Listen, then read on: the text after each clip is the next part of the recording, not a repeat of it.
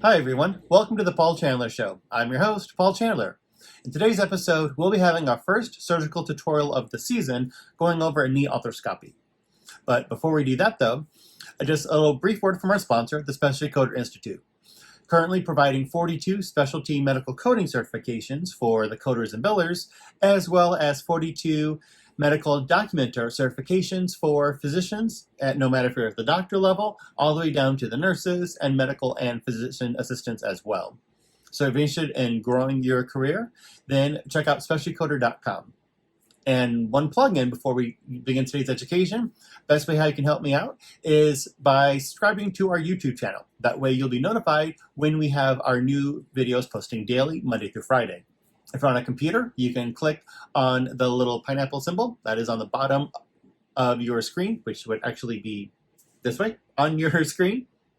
If you're on a mobile device, then you can check out the link on the description for this video. Okay. Now, diving in, like I mentioned, we'll be looking at a knee arthroscopy. And these are often done when providers have the patient come in and they'll most have to do a diagnostic scope. And for example, there's a meniscus tear. So now this video, just so you know, is not a real life surgical video of a person having it done, because all the ones that I looked at were pretty darn gruesome, and I do not want anyone to lose their appetite, so this will be on an animated video. Now just a couple terminology there before we dive on in. Remembering though that the difference between a ligament and a tendon, how a ligament connects two bones together, but then a tendon connects a muscle to a bone. So now in the video, we do show the different ligaments here, but the meniscus, each one of us, we have two meniscus in our knee, a lateral meniscus and a medial meniscus. So we have two in each knee, and oftentimes, depending on the situation, it can tear. So the first one we look at is an instainable meniscus tear, and this is when, for example, you're just moving back and forth our knee, just how we do in normal everyday life, it can get ripped if it is injured from just that friction occurring back and forth. And after a while, if it gets ripped, you're going to feel it. So with the instainable meniscus tear, you can see on the right side, the little clip off at the end, kind of a little tail coming off. What they'll have to do is remove it. So they'll go in and they'll clip it off and go a little bit farther, remove all of it.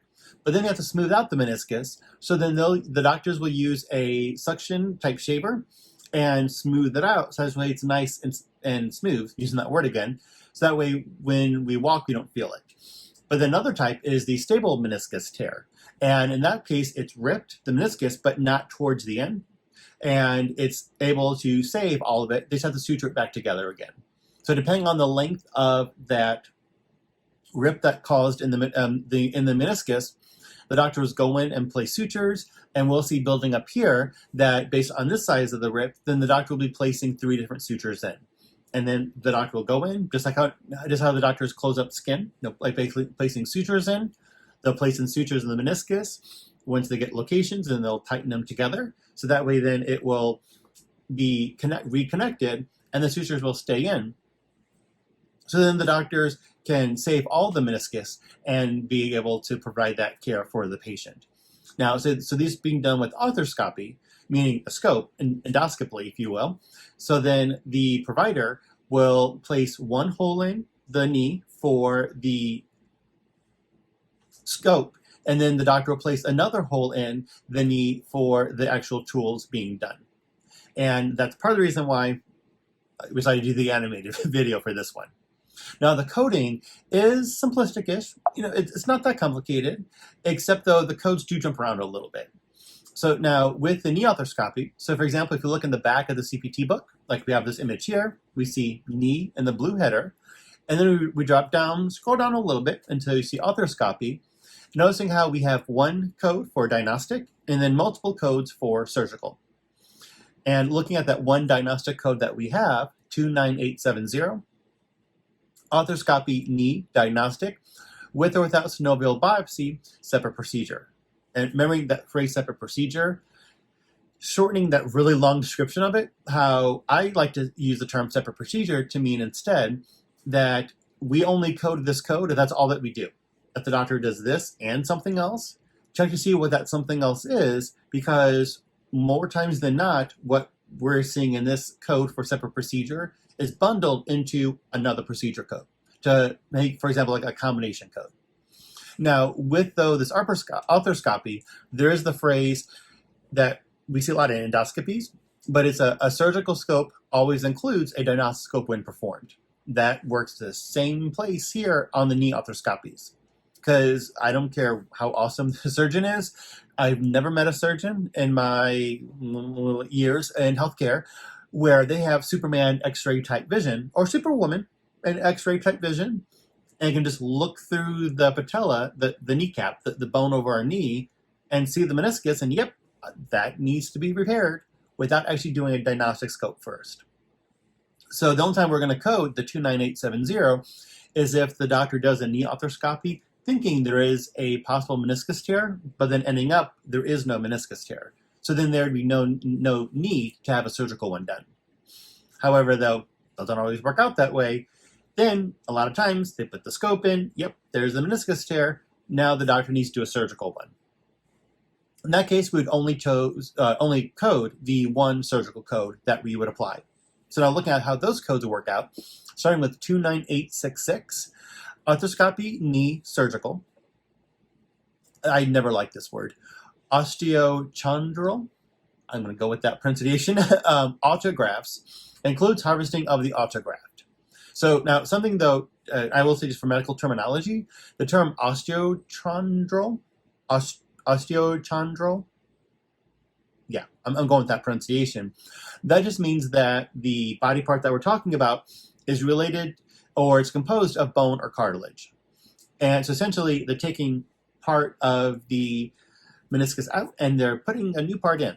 But noticing though, as far as the terminology that we have, notice though 29866, auto, A-U-T-O, but then the first kit code, 29867, allo, A-L-L-O, graft. And just like how we have with other organ systems as well, that if it's auto, A-U-T-O, it's coming from the patient. So the patient is self-donating, in this case, the bone or cartilage that's going to go in its place. But if it's allo, A-L-L-O, it's being donated by another human. So if that's the case, that'd be 29867. So if they're having the autograft or the allograft come in, basically any kind of graft whatsoever, as far as coders, we do need to know where it's coming from. The patient, him or herself, 29866, or if it's coming from another human that's going to go in the meniscus to fill that gap in, 29867. But then we also have 29868, meniscal transplantation. It includes arthrotomy for meniscal insertion, medial or lateral. So translation, if instead of having the meniscus being grafted in bone or cartilage from, again, for the patient, him or herself, 29866, or from another human, 29867, then we can have the 29868, which is when the patient is having meniscus itself from another location removed and placed in to where it is missing. Just kind of spreading the wealth around, if you will. If by wealth we're talking about meniscus tissue. So now, one thing to note is that with these codes, the 29866, 67, and 68, to double check in your CPT book, because these three codes do have a long list of codes to not report any one of these three codes with. But then besides though, the type of arthroscopy we looked at before, that's linked with that one parent code, the 29866, we also can skip to 29871, and we have a different parent code here. So now this is one thing that's kind of weird. But this is my OCD kicking in, how the new arthroscopy codes go surgical, then we have that one diagnostic, the 29870, and then we resume surgical codes. But that's just how they do it. So the 29871, new parent code, but we're still doing a surgical knee arthroscopy. But in this case, though, if it's due to an infection, lavage, or for drainage purposes, then that would link it to 29871. For lateral release, remember lateral, as far as terminology, meaning the side. So if they need just release part of it out of the side, the 29873. Or we have 29874 for removal of loose or foreign body. That's rather disgusting, but basically if something broke off that's in the knee area where the meniscus is, or if something got jammed in there or somehow got in there that's not supposed to be there, aka a foreign body, removing that foreign body would be the reason why they're putting the scope in. That'd make it the 29874. Or the 29875, synovectomy. Synovectomy, yeah. Yeah, that's how you pronounce it, the synovectomy. But notice as far as the coding, we have two different codes for synovectomies, the 29875 and 29876. Now, for medical terminology, though, the term synovectomy, the procedure itself, ectomy, excision. So it's the procedures where the synovial tissue around the joint is excised or removed. So the synovial tissue around the joint itself, if that's removed during the arthroscopy, now we're in the 29875, 29876 range, but then it depends though, how much are we doing? Limited or major? Limited 29875, major 29876. But here though, we do have definitions in the CPT code that tells us what are we doing as far as how many and the location. A limited, for example, the pollicia or the shelf resection, so those locations, or the 29876, where they're doing two or more different areas. So for example, one area, 29875, or two or more, 29876. But notice though, and I highlighted it in yellow, so this is not highlighted in yellow in the CPT book, but how it is in the graphic that I put in, that at 29875 does say separate procedure. So if that's all that we did, 29875. If we did it with something else, again, check to see if that removal of that one location of the synovial tissue is bundled into another procedure. But then now, the 29871 parent code has a long list of kit codes, as you can see here. We also have 29877, debridement, shaving of articular cartilage, and 29879, abrasion arthroplasty. So just kind of some terminology here as well. But notice though how 29877, the debridement or shaving off of articular cartilage, has in parentheses the term chondroplasty, chondro plasty. So with that definition, that the term chondroplasty refers to surgery of the cartilage, and it's the most corrective way of how providers do surgeries to correct cartilage issues in the knee. So in this case, the 29877, they're debriding or shaving it off the cartilage in the knee. And then 29879, abrasion arthroplasty. Now the term arthroplasty, how the definition of the surgery itself, it's the articular surface of the joint is replaced, remodeled, or realigned by doing a temporary incision into a bone. So for example, the 29879, the doctor puts a scope into the knee, and then the doctor is performing that abrasion arthroplasty. Now, as far as coding, these two codes, I think are the most easiest way to get it mixed up. And the reason why I say that is because it's just one word that changes the difference. The word and the word or. So in our CPT books, the 29880 and 29881, both of these are meniscectomies. So the doctor is removing meniscus area. But notice though, 29880 says the medial and the lateral. So it's on both of them, both sides of the knee. But then 29881 is the medial or the lateral. It's just one side. Doesn't matter which one, it's just one of them. And even though our CPT book does say the word and in capital letters for 29880 and the word or in capital letters for 29881, I did highlight it in there in the graphic. And in my CPT book, I also highlighted it as well. So that way, even though it's big, all caps and an or, I don't get those mixed up. And so here, the 29880 and the 29881, meniscectomy, removing the meniscus tissue. It just matters, is it on one side or both sides of the knee, which we saw earlier in the video how they were labeled. Medial on one side, lateral on the other side. But then we also have then, again, with more kit codes, instead of removing the meniscus, the doctor can just repair the meniscus. So there we have the 29882, 29883, and same thing as or and. But one thing there's just, again, this may just be my OCD kicking in, that remembering though on the 29880 and the 29881, how the meniscectomies, removing the meniscus, the and option was first for 29880, and the or option was second for 29881. But on repairing the meniscus, it's reversed.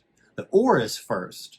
So if we're repairing either one side, doesn't matter which one, of the meniscus, 29882, or if the doctor is repairing both of them, then it's 29883. I don't know why they switch it, but I don't like the CPT book. If I did, I'd have it go in the same way. But then we also have 29884 as an option, with lysis of adhesions, with or without manipulation. And that just, the phrase lysis of adhesions, same meaning here as it does with other procedures. And remembering, though, the phrase with or without manipulation. So the term manipulation, the doctor manually, in this case with his or her fingers or hands, putting whatever it is that, and generally speaking, what the surgeon is doing, manually pushing it back to where it's supposed to go. Hence the term manipulation. So if they do it, great. If they don't do it, it's still the same code. 29884. Almost done with the kit codes. Like I mentioned, there's lots of different kit codes that they have here. Then we have 29885. Drilling for osteochondritis. Again, that's a big word. Drilling for osteochondritis. Discans with bone grafting, with or without internal fixation, including debridement of base of lesion. So now translating, though, what that phrase means, the osteochondritis discans, that is a joint condition in which the bone underneath the cartilage of a joint dies to the lack of blood flow. This bone and cartilage can break loose, it can cause a lot of pain, and it can hinder from the knee having the correct motion back and forth. So if we see that in our documentation, now we're looking at the 29885 if they're drilling into it and placing a bone graft in there. We also have then the 29886, still drilling for the intact, though now, osteoarthritis discans lesions. So notice that 29885 does not use the word intact. 29886 uses the word intact when we're drilling into it. But then also 29887 uses the term intact. But the difference, though, here is 29886, they're just drilling into it and that's it. While the 29887, they're drilling into the osteoarthritis discans, but then also placing an internal fixation system. And that way it can help the patient with their mobility. So then as we start wrapping up, the last two procedure codes that we have, then we'll look at the diagnosis codes. Not that long of a list compared to CPT codes.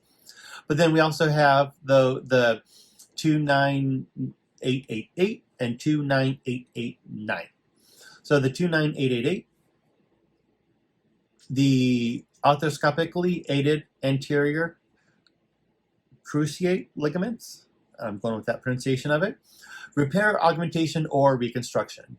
So breaking down that big fancy medical word phrase, so arthroscopically, so still doing it with the scope, aided anterior, remember just in medical terminology, anterior means the front, or we have the 29889, posterior being the backside. But then we're arthroscopically, though, now we're dealing with the cruciate ligaments, and what those are a pair of ligaments that are arranged like an X, so they cross over one another. And it's not one specific location.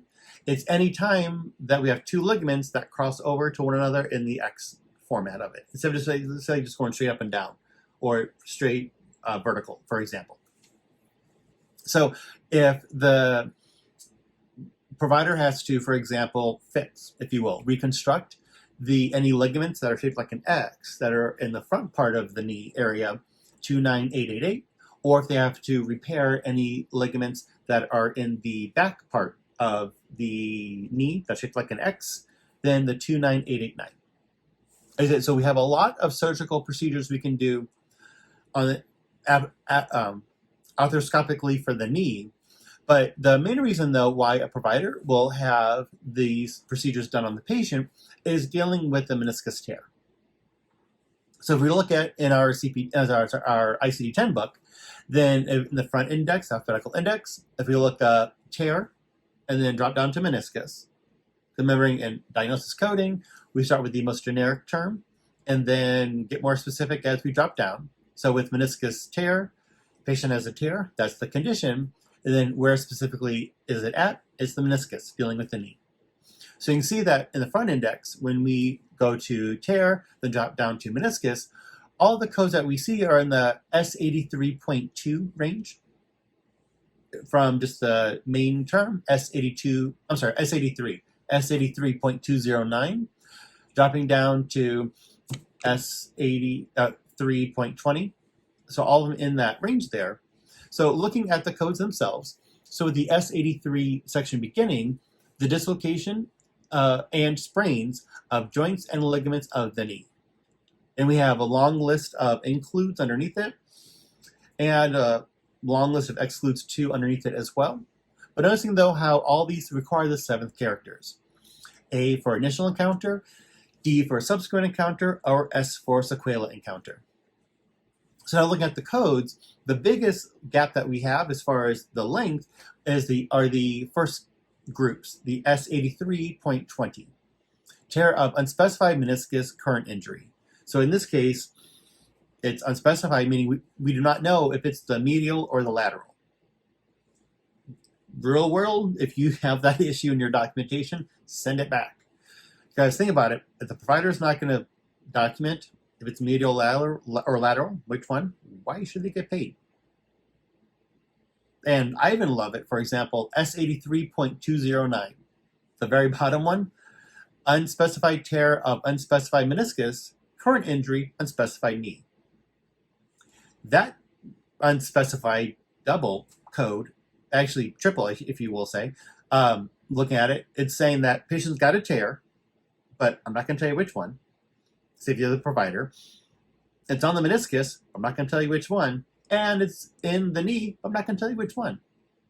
So especially with 3 unspecifieds in there, all that comes back to, I got a secret and I'm going to tell you.